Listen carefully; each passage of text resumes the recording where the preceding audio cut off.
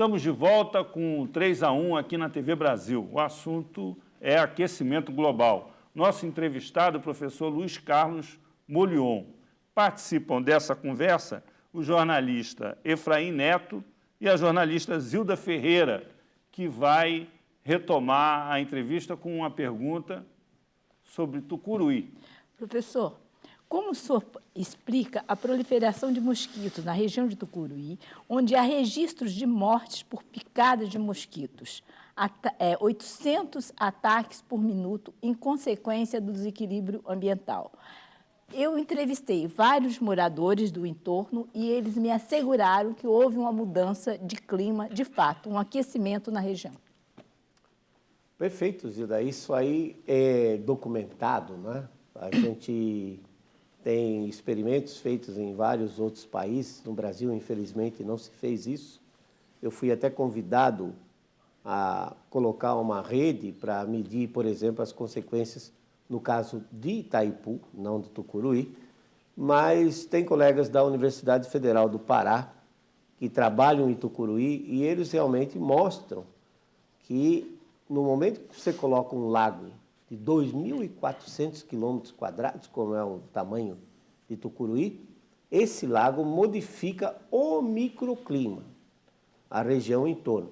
E o desequilíbrio ecológico, como você está mencionando, de fato ocorre. Quer dizer, hoje tem uma superfície de água líquida que dura lá o tempo todo. Então, a proliferação de mosquitos, sem dúvida, é uma das consequências graves para a população que está em torno do lago. Eu diria que, no caso de hidrelétricas, claro, nós cometemos erros no passado, não tenho dúvida. Acho que uma das maiores aberrações é a usina hidrelétrica de Balbina, que cobriu 2.400 km² de floresta, sem retirar a floresta, para uma potência instalada de 250 megawatts, que não gera 150. Eu escrevi um artigo recentemente onde eu mostro que se a gente mantivesse o manejo da madeira nesses 2.400 km², daria para implantar uma termoelétrica a lenha 4 vezes mais potente do que Tucuruí gera hoje. Temos outras aberrações, como o Lago de Sobradinho, no São Francisco, que é uma área de 4.214 km² na sua cota de operação, perde, Luiz Carlos, para a atmosfera 400 metros cúbicos por segundo. São 400 mil litros de água por segundo que evaporam, entram, são levados pelas correntes aéreas, pelos ventos, para precipitar na Amazônia.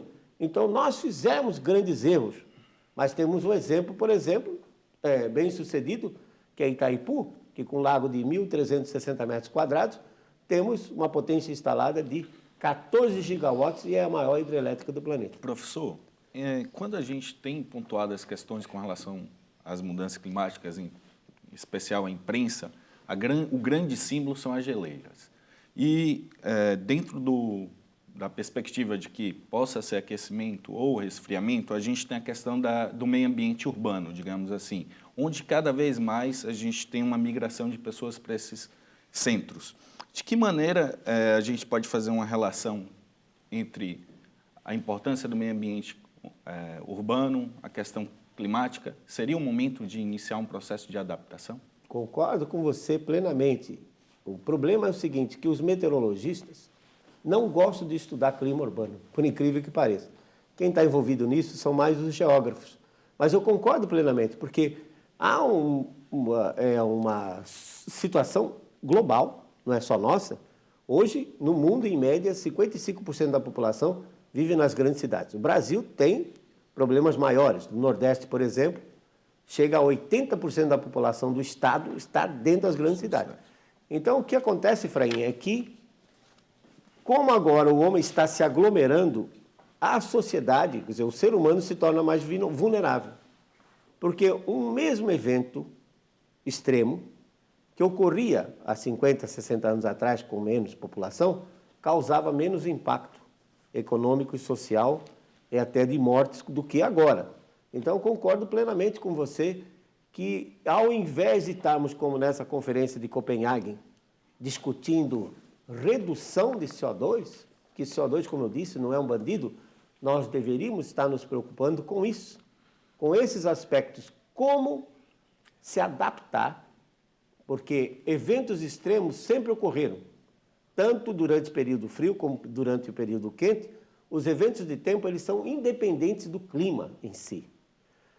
Então, sociedade mais vulnerável. Então, acho que Copenhague devia estar discutindo esse tipo de coisa, como distribuir riquezas, como melhorar a previsão do Por tempo. que o senhor não foi a Copenhague? Porque está todo mundo lá, o senhor ia fazer sucesso lá, contestando...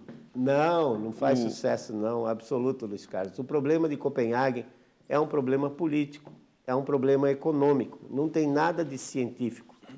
Tá? Então, não tem... para que eu vou lá? Perder tempo, na realidade.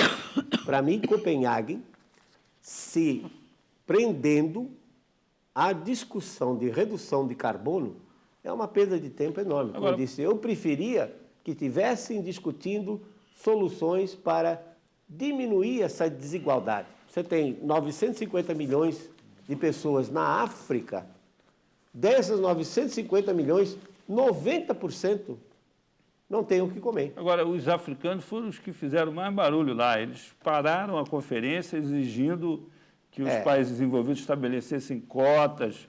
Eles pensam diametralmente de forma oposta. Não, essa sua colocação vai dentro do que eu estou falando.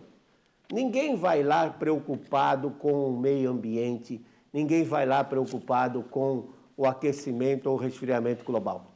Eles vão lá preocupados saber o seguinte: quanto é que eu levo nessa? Como as Ilhas Maldivas, por exemplo, que o nível do mar está subindo. Não está subindo nada. Em 1841, o capitão Clark Ross, James Clark Ross, que foi um dos indivíduos que foi explorador da Austrália, fez uma marquinha lá na chamada Isle of Death, a Ilha do Morto. Fez uma marquinha onde estava o nível do mar. 170 anos depois, o nível do mar continua no mesmo nível. Quer dizer, não existe isso. O problema de Copenhague é que está todo mundo interessado em saber quanto é que eu levo nisso. Professor, trazendo essa discussão para a perspectiva nacional, e o senhor tem um vasto conhecimento sobre a questão amazônica, de que maneira ou o que o senhor espera da discussão de REDD dentro de Copenhague? Esse é um problema também sério, porque há anos atrás, na realidade, em 1989, eu publiquei um artigo resultante de um experimento que nós fizemos em 87 na Amazônia, onde eu mostrava que a Amazônia era um sequestrador de carbono. Diziam que não, porque a floresta estaria num equilíbrio dinâmico, mas na prática a floresta é destruída por fenômenos naturais, como tempestades, e ela vai se renovando. E aí, quando ela se renova, ela absorve mais carbono, da ordem de 1 a 1,2 bilhões de toneladas de carbono.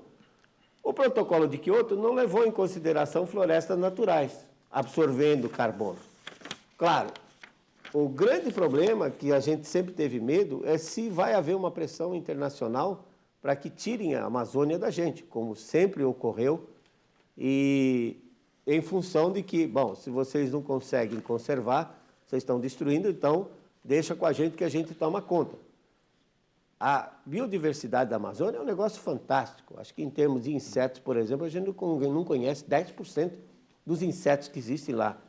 A possibilidade de você tirar das plantas alcaloides, aminoácidos e tudo mais é um negócio fantástico para essa química, né? Química fina. Eu citei oleaginosas, que são as palmáceas como buriti, babaçu, que produzem óleos finíssimos, em grande quantidade.